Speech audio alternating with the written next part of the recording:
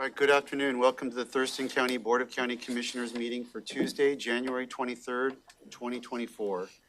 It is 2:05 p.m. My name is Ty Mentzer, Chair of the Board. To my right is Vice Chair Commissioner Wayne Fournier. We also have Commissioner Carolina Mejia, Commissioner Gary Edwards, and Commissioner Emily Klaus.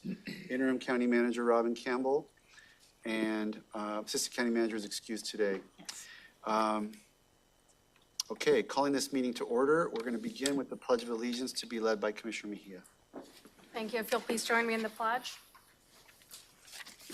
I pledge allegiance to the flag of the United States of America and to the republic for which it stands, one nation, under God, indivisible, with liberty and justice for all.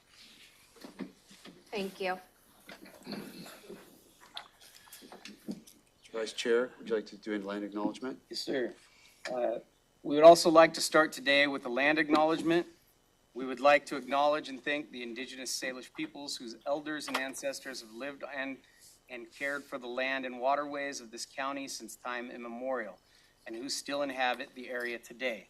Specifically, the Squaxin Island, Nisqually, and Chehalis people, our sovereign tribal partners. Truth and acknowledgement are critical to building mutual respect and connection across all barriers of heritage and difference. The purpose of this acknowledgement is to disrupt ongoing erasure of injustices done and to remember history as a stepping stone towards healing. Thank you, sir.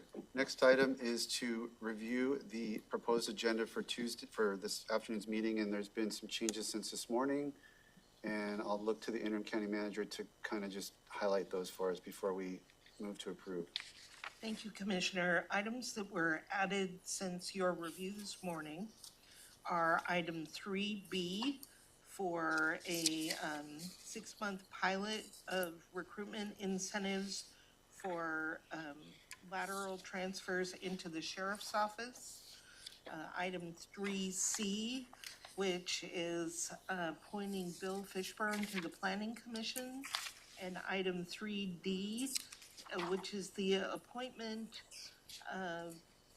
or rather reappointments to the Lewis Mason Thurston Area Agency on Aging Advisory Council of 3 of their current council members. Nothing was removed as a business item. A number of items had already planned to be removed from this agenda. We didn't, oh no, that's next week's agenda. That's next week's where we were delaying items. Okay, any questions for the interim county manager? Is there a motion regarding the proposed agenda?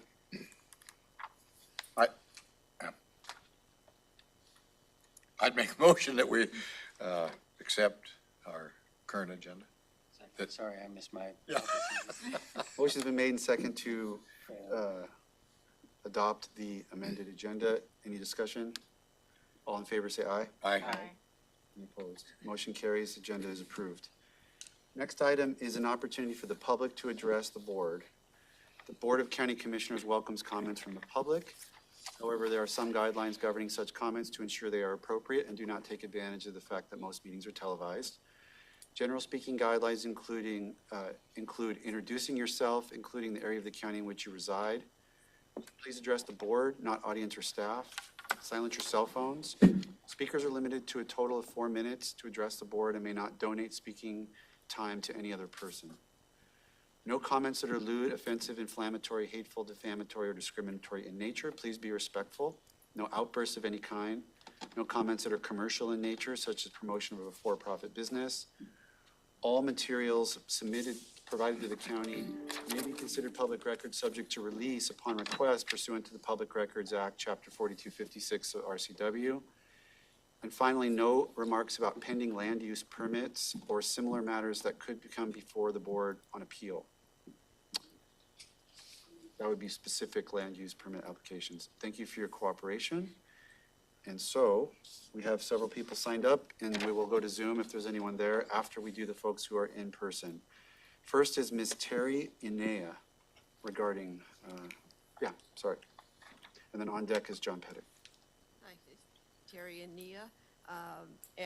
I live in Evergreen Shores, which is in the newly formed District 4, and Mr. Fournier is the new commissioner. Now, many of us feel that we have a long history of being treated as second-class citizens. Making an admittedly rough estimate of property taxes residents in the privately owned park pay, it's over $2 million last year. This doesn't include adjacent properties such as lakefront homes on lakeside. The access roads for this area are limited due to lake to the east, wetlands to the south, and a street with homes to the west. This is potentially hazardous if an emergency evacuation is ever necessary. In 98 or 99, after learning that Public Works was planning to once again chip seal the streets, the Homeowners Association held a meeting that was attended by our county commissioner and a representative from Public Works. Representatives of utilities also attended, but that's not the focus of this. The following year, the streets were paved, though maintenance has been minimal. Last year saw the most work done in a long time. Greenridge and Lakeside Drives were plowed or sanded in previous years. The connecting street, 77th, was also sanded to the ire of the neighborhood children because it is the best sledding street. It's hill. The focus of my address is a lack of road treatment now. 1 year after heavy road snow, 2 residents put blades on their trucks and plowed, not just those 3 streets, but many more. And one time coming home, a VW van several cars ahead of me lost traction on the steep segment of Kinney Road and slid backwards, also blocking the left lane. A Jeep behind me swung out and went up the left shoulder, so I followed. I don't know what happened to the other vehicles. During the last freeze, I had an appointment I could not miss. Thanks to owning an SUV with all-wheel drive, go Subaru, I made it out, but even driving slowly, my car slid a bit. Residents without studded tires or all-wheel drive were trapped, unable to get food or medicine if needed. In summary, keeping the roads passable is critically important. Thank you. Thank you. Mr. Pettit's up, followed by Mr. Ballard on deck.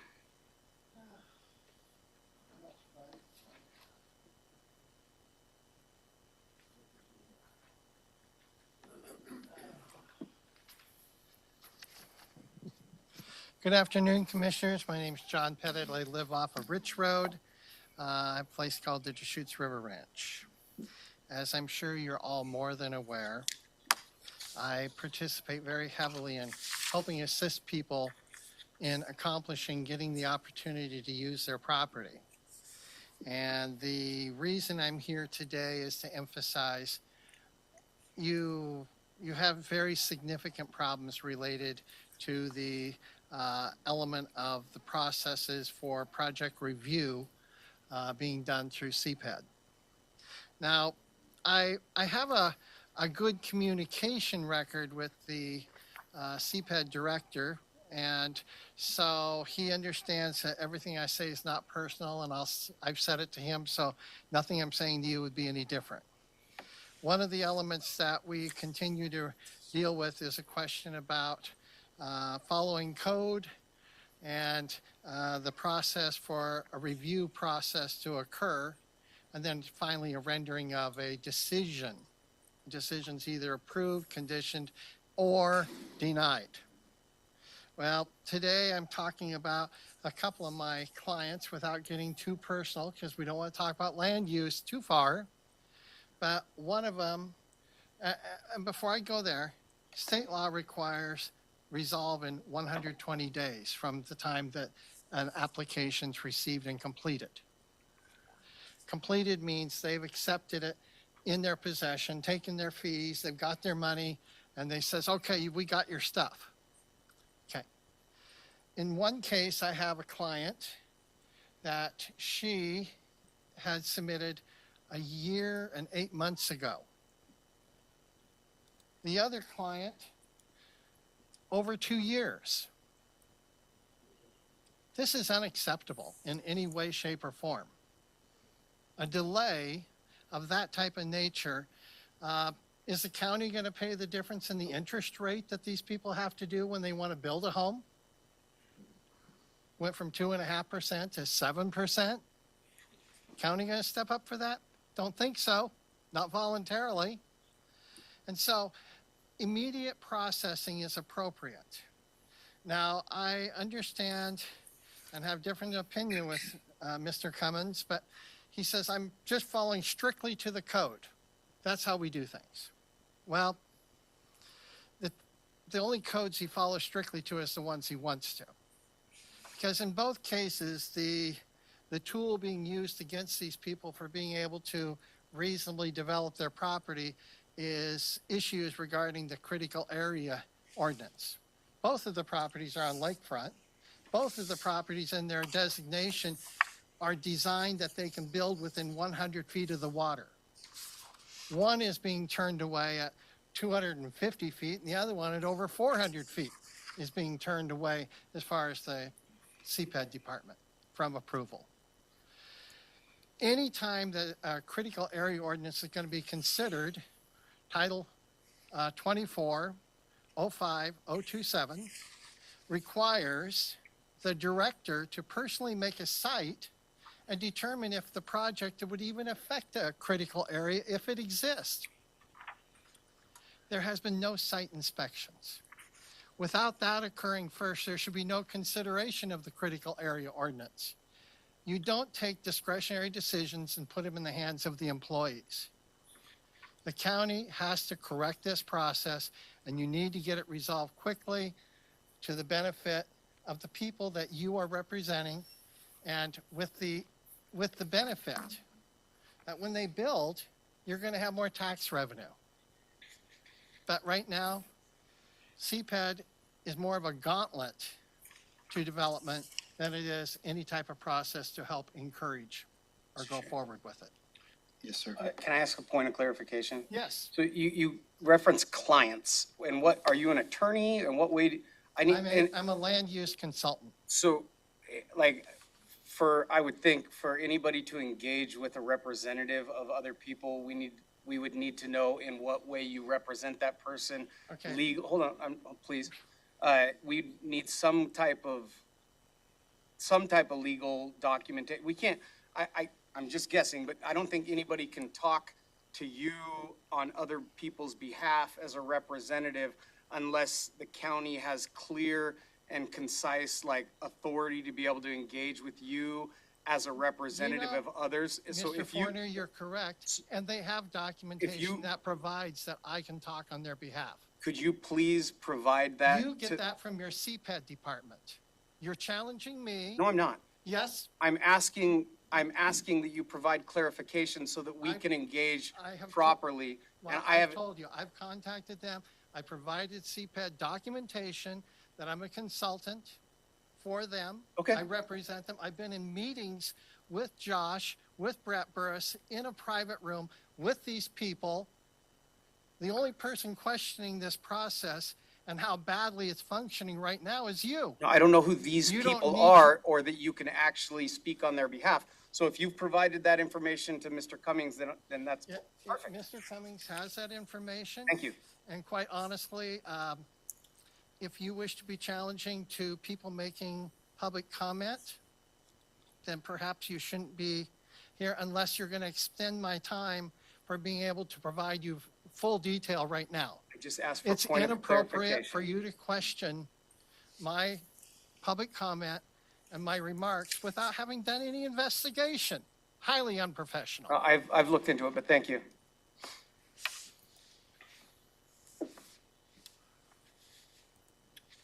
Mr. Ballard, we followed by Ms. Esperanza. Good afternoon. My name's Terry Ballard. I'm a 35-year veteran, 29 active. I retired in 2012, and I reside in Tanglewild. And please do not comment or ask any questions during my time or after my time. That's an improper format for this meeting. State audit. Well, we were like a week away. Now we're 2 weeks, 3 weeks away. How many months are we going to go through? Is that the 165 documents of pages that Mr. Pettit provided to the state auditor? $50 million bond to fix up the Ty Menzer Legal Center. Okay, Where's that money coming from? Well, let me tell you where that money comes from. Okay? About $3 million in interest payments, and we're not going to start until next year on it. But we have this bond due in the payment in June is about 1.4 million. Okay, on about. Okay, who's going to pay for that? Oh, let's get unincorporated county to pay for that. Let's take it out of the unincorporated county REIT fund. Now, if we need any money in that REIT fund, we can always take it from the central services, which is supposed to provide replacement and maintenance for that building that you moved out of. Really? So now we're providing that. At least we're not taking the unincorporated road fund from this. And justification initially for the $12 million, $8 million for fixing up a building that we don't own, and $4 million for furniture, which I doubt very seriously that they paid for it, that came out of the unincorporated road fund. But to justify it, you used the mental health fund, the veterans fund, and the unincorporated road fund to justify this. This $7,000 a day building, paying $25 a square foot. And you have, and up there, down here you have 88.9 square footage. Up there you have it's $11 or $12 per square foot up there at the building that we're supposed to be in. I provided you guys with a seat of government. It talks about everything, how wrong this building is, how you're not supposed to be legislating out of it, and signed by the first woman Deputy Attorney General, Greg Wire. It goes through case law, it goes through everything, and I'm sure Mr. Menzer, who's a lawyer, and Mrs. Mejia, who wants to be a lawyer, and Mr. Edwards, who processed law, okay, I'm sure they can find a solution of reading the same thing that I'm reading here. Okay, changing a county seat takes the vote of the people, 2/3 vote of the people. So you got rid of a county seat, and you got another county seat down here, and this is outside the county seat.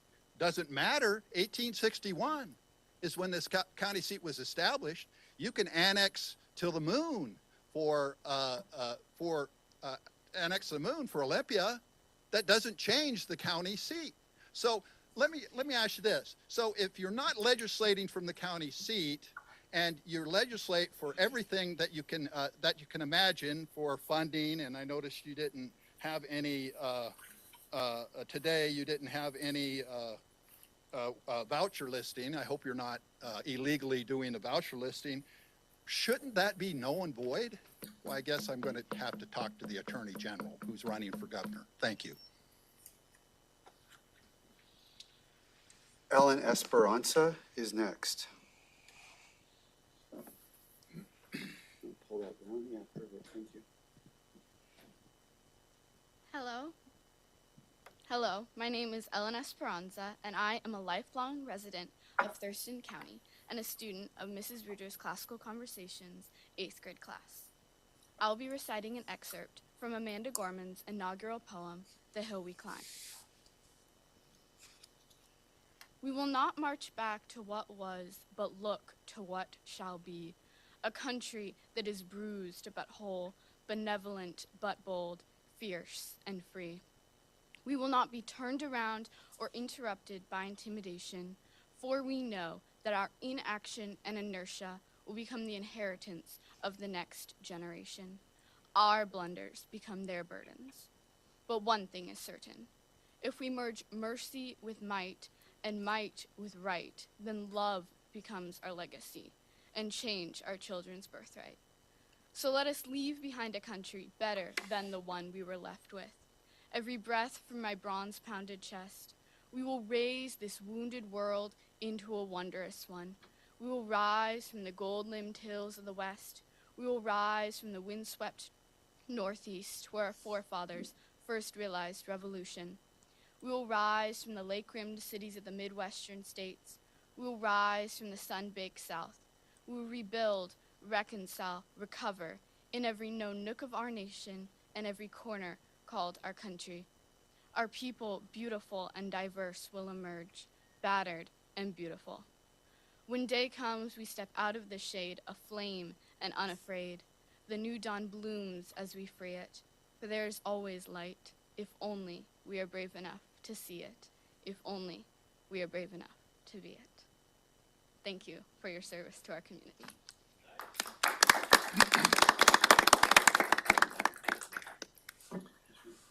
Sir, I would like to make notice here that I noticed that there was no teleprompter, no notes, and I lose my place once in a while on the Pledge of Allegiance. Thank you so much. What a great job. Thank you. Stellar delivery, and it's the first time I remember a poem being delivered at public comment, and I hope it's not the last time. That was awesome. Okay, next up, I have Kathleen Larkin Q, who said no to testimony. Okay, just making sure. And we've got Ashley Van Zoot. You're up. Can you hear me? Yes. Okay. My name is Ashley Van Zoo. I reside in Hawks Prairie in Lacey off of Marvin Road. And I am just here to second what John had actually kind of started for our project that we've been working on. I actually spoke to Gary Edwards about this not this last summer, but the summer before. And I wish I was standing here today to tell you that we had a building permit, but we don't. But I think that the problem that we have outlined, and as John had first said, and probably because I'm a banker myself, but when we started this project, interest rates were about 3.5%. I know that you have no control here today over what interest rates are, but I think what you do have control over is that things would be done in a timely manner. And so as we sit in April, this will be 2 years since we've applied for a building permit. I have found nearly anyone in this process has been everything less than helpful. And I think that there's answers that need to be had. We did ask John to help us with this project after we had not really made headwinds by ourselves. And so just, like I said, here to reiterate that we don't feel like we've received any answers. We had worked with the planning department to come to a consensus on what was allowed after our wetland biologist did a report. She's a licensed wetland biologist. She completed a report. Well, the county disagrees with that. So why did I spend thousands of my dollars on a report if you're going to dictate, the results of that anyways? And so after, like I said, almost 2 years now, we had made some changes that could abide by there's a 3,500 square foot exemption that would help us move forward on our project. We made the changes that were requested, and only for the response to be, oh, you're still not there. So we feel like every time we've tried to make progress, there's been more roadblocks put in our way. And there has to be a solution here. I mean, we're at the point where my husband would love nothing more than to move out, to move out of Thurston County. We give back in this, community. We work in this community. I was born and raised here, went to North Thurston High School. But I think it's very sad to see that these restrictions are not in every county or every jurisdiction. It seems that, there's a lot of talk that as we're talking with builders and developers, that they don't want to, but be put through unrealistic expectations either that don't have to be put there. So we more than understand there's rules that we need to follow, and we're not asking to break that. We're asking for a realistic time frame and turnaround. Thank you. Thank you. That's the end of the sign-up sheet. Anyone else in person that wanted to provide testimony?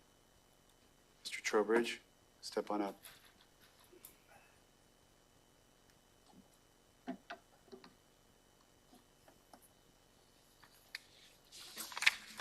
I shouldn't have waited. It's hard to follow such presentations. I'm here to talk again about Patterson Lake. I'm Brett Trowbridge. I live on the lake. What's been handed out to you is that case that I've told you all about, which says that the state of Washington doesn't own the bottom of Patterson Lake. The people who have waterfront on Patterson Lake do. Mr. Gelber hadn't heard about this. I bet you Mr. Fournier and Ms. Klaus haven't either. What you have here is a project that has not had any supervision at all, and it's really messed up. So we talked last time about how, first of all, they want to dump this glyphosate into the McAllister Springs geosensitive area. I mean, it's like overruling Roe v. Wade. You know, for 40 years, we've had this area that we're protecting because it goes directly to our water supply. And apparently that's now out the window, even though we still have the zoning restriction of 1 house per 5 acres. If you have 9 acres, you can only have 1 house. If you have 4 acres, you can't have a house. This is all to protect our drinking supply, which you guys are going to vote now whether to put glyphosate in. But that's what we talked about last time, 2 weeks ago. Again, the issue of who owns the bottom of Patterson Lake, DNR in this case is saying it does not have authority, control, jurisdiction, and that's where I got this case. What other authority do you want? How can you possibly even have a hearing about putting glyphosate in a lake that you don't own, or you don't have authority over, the state of Washington doesn't own? You're literally doing this in my backyard and the backyards of all the rest of the people on South Patterson. I say South Patterson because that's where the McAllister Springs district is. It isn't in North Patterson. So why are we doing this? Well, apparently these awful lily pads, these unsightly lily pads, these ones that supposedly aren't indigenous here, they're apparently much worse, much worse than dumping glyphosate in our drinking supply. Are you kidding me? So the argument is somehow wrong. Mr. Menser tells me that this case is wrong. And how does he know that? Well, he was told that by the county attorney. And, well, what did the county attorney tell you? Well, I don't remember, but it was persuasive. So your case is wrong. Now, I brought this case out years ago. Why are you guys hiding the ball? If you really have an argument, let's see it. I'd ask Ms. Klaus and Mr. Fournier to ask, well, what is this argument that you don't remember that's so persuasive? Because this is the time to talk about it now before you have this vote on whether you're going to put glyphosate in my backyard that you don't even have authority over. Oh, and that doesn't even, only 37 seconds left, 500 feet that my wife owns, we've been through all of this before, is not included in the, never got a vote. But Mr. Menser wants to treat us anyway with glyphosate. How can that possibly be? Even Mr. Gelber agreed with me that that's not fair. So anybody have any questions or comments? Because I'm open to them. What about, Yeah, I have a question. Why are lily pads worse than poisoning our water supply? I've been trying to reach your office. I don't get callbacks, so there's my phone number. You'll have to hand that to the clerk. So if you hand it to me, it's a public record, and I want to make sure that it's, yes. Thank you, Mr. Trowbridge. We got somebody else coming. No. Anyone else? I know the folks on Zoom are staff, so we will close public comment for today and move to the consent agenda. We have 4 items, 3A through 3D. Would anyone request an item to be pulled from that agenda? I would move to approve the consent agenda. Second. Motion's been made and seconded. It's non-debatable motion. All in favor, say aye. Aye. Aye. Any opposed? That motion carries and items 3A through 3D are approved. Moving to 4A. This is under Commissioner's Office, Contract for Federal Government Relations Assistance. Thank you, Commissioner Robin Campbell, Interim County Manager, and this afternoon I am requesting your authorization to continue our contract with Strategies 360, our federal legislative liaison. The county entered into a contract with Strategies 360 in September of 2023. And in that time, they have met with every office and department and begun to work with them to identify priorities to obtain federal funding. At this time, they are preparing recommendations on grants that the county may be successful in getting, and again, working with our offices and departments to prepare grant applications that we will move forward, at which time they will advocate with federal agencies, congressional members, and other entities to assist us in being successful in obtaining federal funds for our projects. This contract extends our relationship with Strategies 360 through December of 2024 at a cost of $60,000 plus travel expenses, and those travel expenses would have to be pre-authorized by the county manager prior to the company incurring costs. So this is an important relationship for the county. We hope that this year we are successful in obtaining federal dollars with their assistance, and I would ask your approval for the contract. Questions? I don't know if I have questions per se, but for the viewing public, I'd like to let them know that even though we may not have questions, or like we just passed 4 items on our consent agenda, I'd like to assure the public that we did spend quite a bit of time discussing all of these items in our agenda setting periods on each Tuesday morning at 9 o'clock. So if anybody has any questions out there about what these might be about in detail or what we discussed, you could always review that, I believe, on YouTube. YouTube, right? YouTube. For you moderns. So that was my only comment, sir. Okay. If there's no other comments or questions, is there a motion? I move to authorize contract with Strategies 360 from January 2024 to December 2024, and authorize the Assistant County Manager to sign the contract in the amount of $60,000 plus transportation and travel expenses. Second. Motion's been made and seconded to approve a contract with Strategies 360. Any discussion on this motion? Call for the vote. All in favor, say aye. Aye. Any opposed? Passes unanimously. Thank you. We'll go to Public Works, item 5A, contract award for moderate risk waste transportation and disposition management services for Hazo House. Jeff Bickford, Solid Waste Manager with our Public Works Department, is present on Zoom to give us a brief thumbnail of this item. Good afternoon, Jeff. Good afternoon, Commissioners. Jeff Bickford, Solid Waste Manager. On this item, Thurston County Public Works, the Solid Waste Division, operates a permanent moderate risk waste facility called Hazo House, where we provide collection and management of household hazardous waste brought to us by the public, as well as by what's called conditionally exempt small quantity generators, which are our businesses.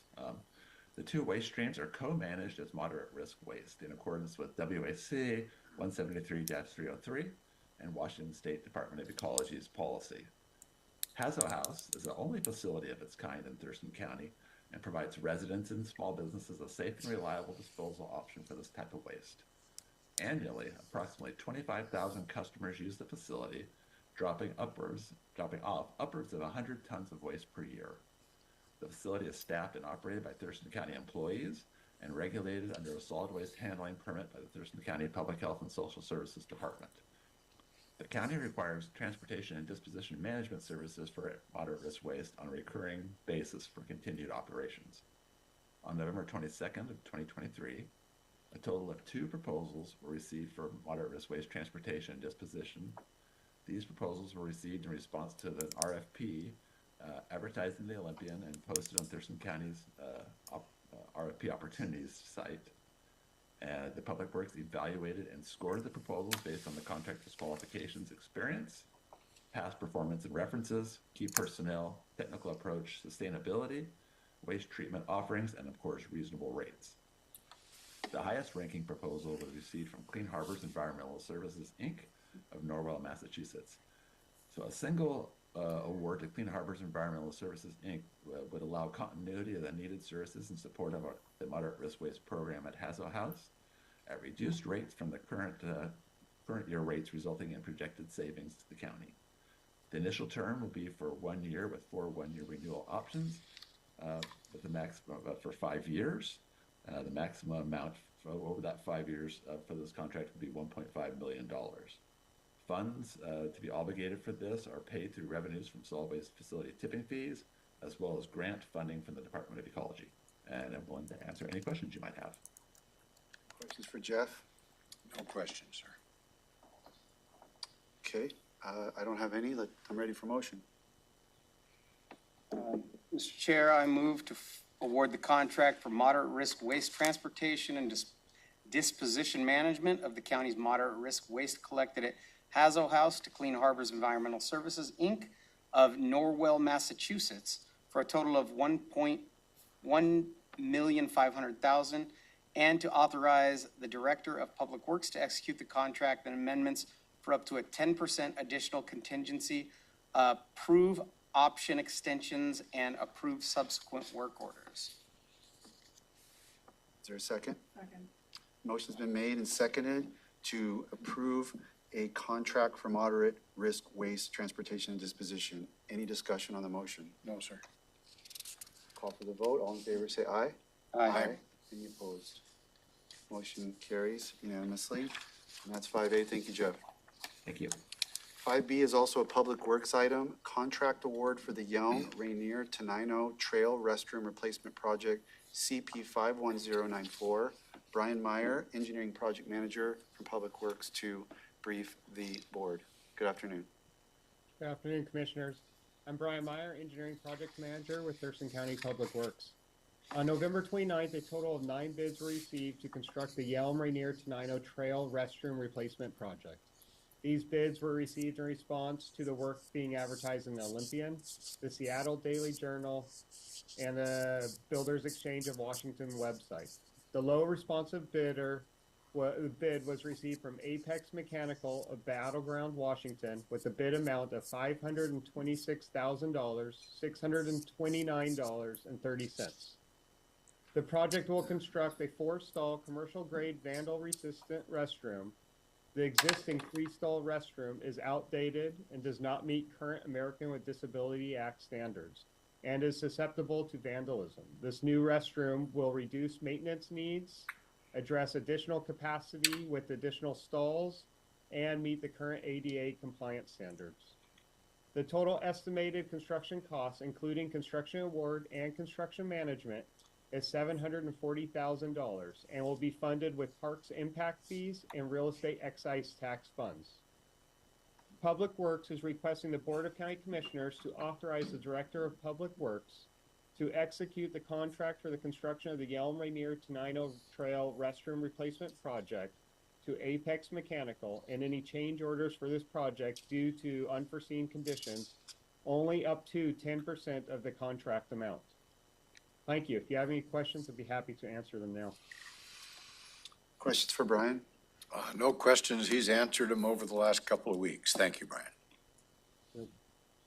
Okay. I just want to remark again that I think this is a great example of the county working with other jurisdictions to provide a facility and then have that other jurisdiction provide the maintenance and ongoing care of that facility. So thumbs up to Public Works. Ready for a motion?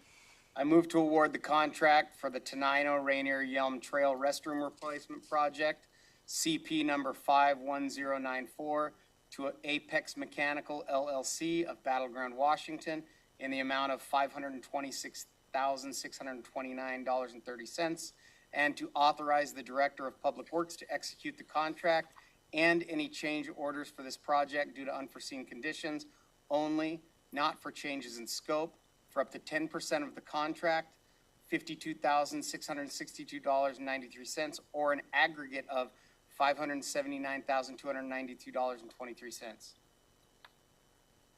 Second. Motion's been made, seconded. almost a well-oiled machine here. To award this contract for the Yum Rainier to 90 Trail restroom replacement. Any discussion? No, sir. Hearing none, call for the vote. All in favor, say aye. Aye. Any opposed? That motion carries unanimously. And we'll go to 6A, Public Health and Social Services. David Bain, Director of Public Health and Social Services, to present Amendment 18 to the Washington State Department of Health Consolidated Contract. Thank you, Chair. Good afternoon. I'm here to ask for approval for Amendment 18 to the State of Washington Department of Health Consolidated Contract number CLH 31030, which provides an additional $332,835 for a revised maximum consideration of $20,012,689,000 for the duration of January 1st, 2022 through December 31st, 2024, and then authorize the director or designee to sign the amendment. I also wanted to add quickly that I did confirm that syndemic is a noun and not an adjective. So that was my Well done. my homework. Appreciate for that, this yeah. morning. Yeah. I'm going to use that word All next the time I get a time. chance. I think it's actually both.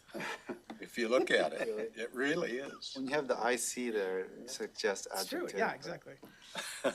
Okay, any questions for David on this amendment? No questions. Thank you, sir. Is there a motion? Mr. Chair, I move to approve amendment number 18 to the State of Washington Department of Health Consolidation Contract number CLH 31030, providing an additional $332,835 for a revised maximum consideration of $20,012,689 for the duration of January 1st, 2022 through December 31st, 2024, and authorize the Director of Public Health and Social Service or designee to sign the amendment. Is there a second? Second. We have a motion and a second. I heard it, Commissioner Edwards there on the second to approve this contract amendment. Any discussion on the motion? Hearing none, I will call for the vote. All in favor, say aye. Aye. Any opposed? Hearing none, that means that motion carries unanimously. That's 6A. We'll go to item 7A, which is Commissioner reports on any work sessions, assigned committee meetings, or community events or issues you're working on. We'll just go down the row, and I'll start with Commissioner Klaus. Thank you. So a couple of updates since the last time we met as a board. We had our encampments response meeting on the 17th of January regarding the clearing of the encampment in Lacey off of Desmond and Sherwood. Following that meeting, I had a meeting with Thurston Mason Behavioral Health, BHASO, and OHRS. That was the governing board meeting on the 18th, and I learned a little bit more about a lot of the programs in Thurston County supporting those individuals with behavioral health needs, including a little bit more information about the mobile outreach team and scout team, which are the co-responder programs involved with those kinds of encampment issues. We had a Law and Justice Council meeting on the 18th. I toured Maple Court and met with somebody from Lehigh, that's the Low Income Housing Institute, on the 19th. And later that day, we had a Regional Housing Council executive meeting, with our next regular meeting being tomorrow, the 24th. And this morning I attended the Thurston County Right-of-Way Initiative meeting, learning a little bit more about our response to encampment issues around Thurston County. So again, upcoming, I have the Regional Housing Council meeting tomorrow. I'm looking forward to that. Following up with Maple Court to provide resources to them so that they can distribute resources to the residents there.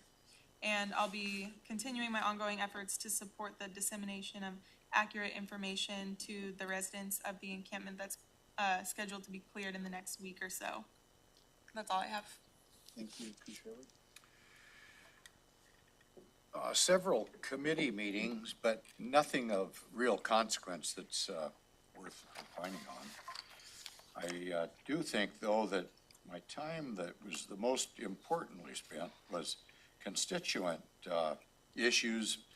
Most of those were land use compliance issues, HCP mitigation process that is going along fairly well for a new process, and some very serious concerns by constituents over at the Yelm Cemetery District, and I've had a request into the prosecutor's office for, I want to say about 3 weeks now, with no response on some questions as to responsibility, because I don't believe the Board of County Commissioners has that responsibility.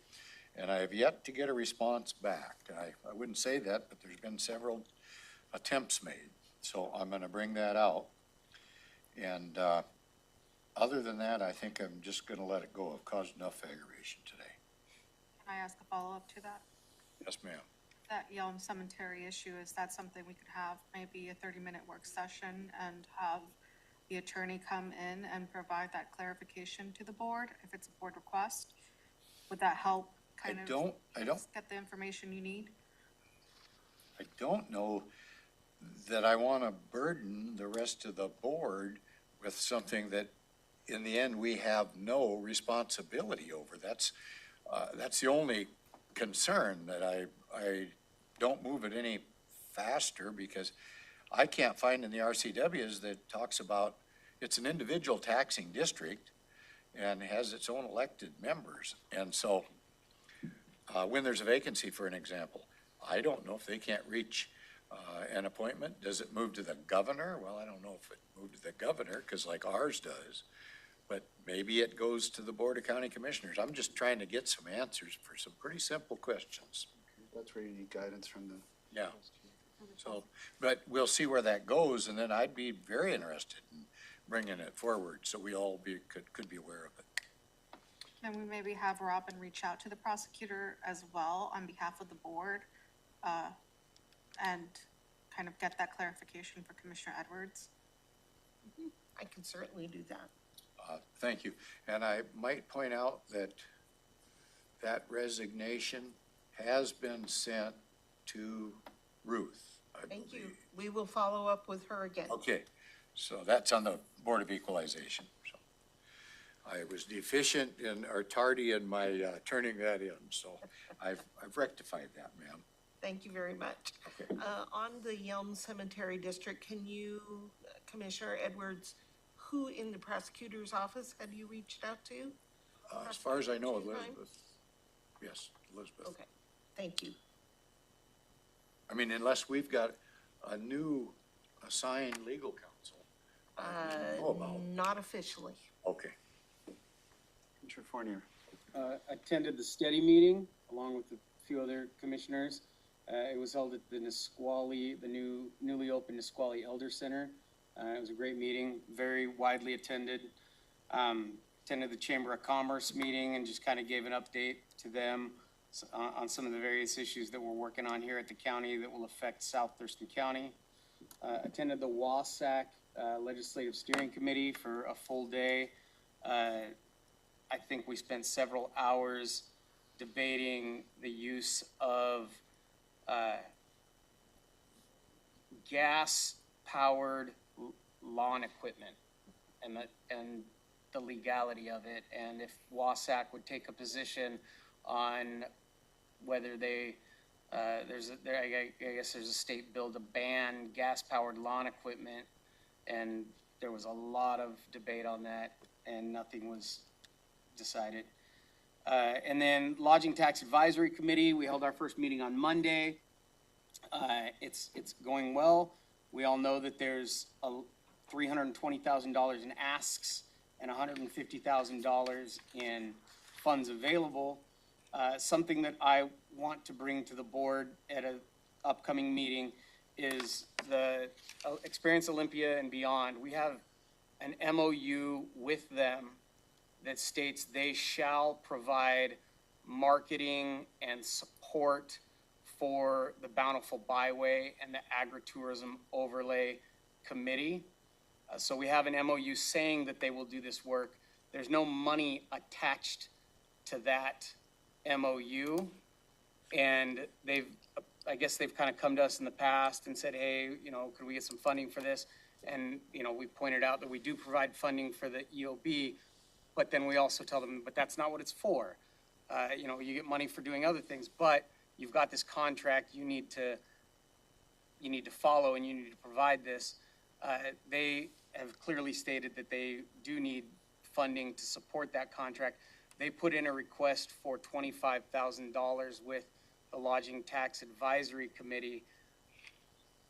I would like to have a conversation with the board about finding funds out of the general fund to fund that MOU that we have with them, because I don't feel like they should be going to the Lodging Tax Advisory Committee and asking for a grant to fund a contract that we've already set up with them. So I have had a good conversation with interim county manager Campbell about it, and at an upcoming meeting, that is a discussion that I'm hoping to have with you all.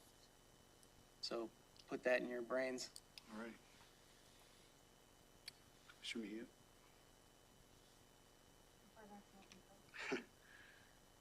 Couple weeks, I guess, since our last meeting. Since our last meeting, okay. Okay, so attended the South Puget Sound MLK event along with Commissioner Menser. I also attended the Thurston Regional Planning Council, not much really to report on there. On Monday, on behalf of the board, I attended the Dr. Martin Luther King Jr. holiday event that we got invited to, and gave some remarks on behalf of the chair. I also attended the Olympia Oyster Restoration, and this was hosted by Puget Sound Restoration as well as Protect Henderson Inlet. There was a variety of people there in terms of talking about the Olympia oyster, which was very interested. Attended intercity transit meeting. For the 17th and 18th, I was doing work for the County Road Administration Board. Reported on that a little bit at Commissioner's check-in, what we were doing. One thing to note is that the same issue that we're having with the Department of Transportation in terms of getting them to fully fund the project that they had agreed with us, other counties are going through the exact same thing. It was really good to hear about how many counties are having issues with the contracts and how they're placing additional requirements that they're not placing on themselves. And so I think CRAB is kind of keeping track of that conversation is happening with a lot of counties, and they also share the frustration we do. Attended the Quixote 10-year anniversary and got to talk a little bit with the executive director about their future projects, and let them know that this is an ongoing discussion with the board and would possibly be hearing from us. Attended study with my seatmates. I also attended the law library board, the jail resource team, and then I've been joining Commissioner Klaus in conversations in regards to the Desmond encampment, but then I also have been having a lot of conversations in regards to the Moon property encampment, and that is the encampment that's between Highway 12 and Moon Road, and have included Commissioner Fournier's aid into those conversations and letting them know what's going on. I think had conversation with the VA today because that's who the property belongs to, and more conversations will be coming in on this once I have received more updates, and I'll report back to the board on that. That's all. Okay. So, yeah, I had a lot of stuff. Steady, it was a really interesting, Steady is becoming like a powerhouse meeting where we're going to outgrow all the different venues that we've ever used to have that meeting. We've now got consistently representatives from all the congressional. It's impressive. Senator Cantwell, Senator Murray, Congresswoman Gluesenkamp-Perez, Congresswoman Strickland are all sending representatives to this meeting every month. The port, I just can't even believe it. It's like two or three times. Yeah, the tribe, the chairman, two chairmen of tribal councils were at the last study meeting, and not for any particular reason. It's just that the group has just really taken on a life, so that's really kind of cool. Did Sentencing Guideline Commission meeting. There's been multiple ones because we meet every week to discuss legislative issues that are up. Salmon Recovery Council is Thursday, so I have stakeholder meeting that I work with stakeholders on that to prepare for tomorrow or Thursday's meeting. Did attend, as Commissioner Mejia said, the MLK event at SPSCC. Met with the DNR Housing Program Director, Policy Director, who's got, gave me an overview of a new housing policy program that DNR is launching, and I will report to the board on that at our Commissioner check-in. I attended the Planning Commission meeting and gave a welcome address there and stayed for the meeting and got them there. Seems like they're off to a good start for 2024. State Building Code Council was Friday. Those are always interesting meetings, but things are proceeding along. No major revelations there. Just working through all the different compositions of all the technical advisory groups and denied some motions for reconsideration of things that we did at the end of last year.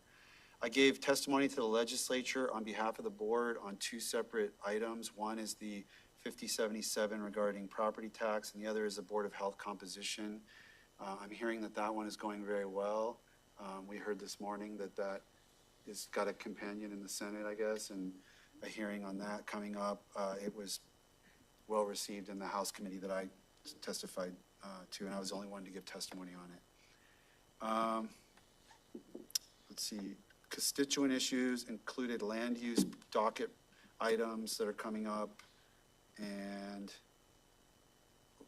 tree stuff. There's always tree stuff, and that's about it for my report. So we'll go to item 7B. The county manager will review our combined schedule for the upcoming week. Yes, for the remainder of this week, tomorrow, Wednesday, January 24th, at 9 a.m., you have a Board of County Commissioner expansion introduction with the prosecuting attorney. At 10 o'clock tomorrow, a revenue update with your budget team, where you will have an opportunity to look at revenue opportunities for new revenue this year. At 11 o'clock, there is an incident command structure training for elected officials. At 11:30, you have an all hazards mitigation plan briefing. At 1 o'clock tomorrow is the TRPC Rural Transit Program update. And at 2 o'clock tomorrow, the courthouse project update. All of those meetings are in this room. On Thursday at 9 o'clock, there is a Thurston Regional Trails Plan update presentation. And at 10 o'clock on Thursday, the expansion introduction to central services. On Friday morning, we begin our interviews for the county manager. Those will be held in executive sessions throughout the day. And then nothing scheduled on your shared calendar for Monday, January 29th. And next Tuesday, we are back for agenda setting at 9 a.m. Okay, thank you, County Manager. That brings us to 7C, which is adjournment. Coming to the end of the agenda, we are adjourned.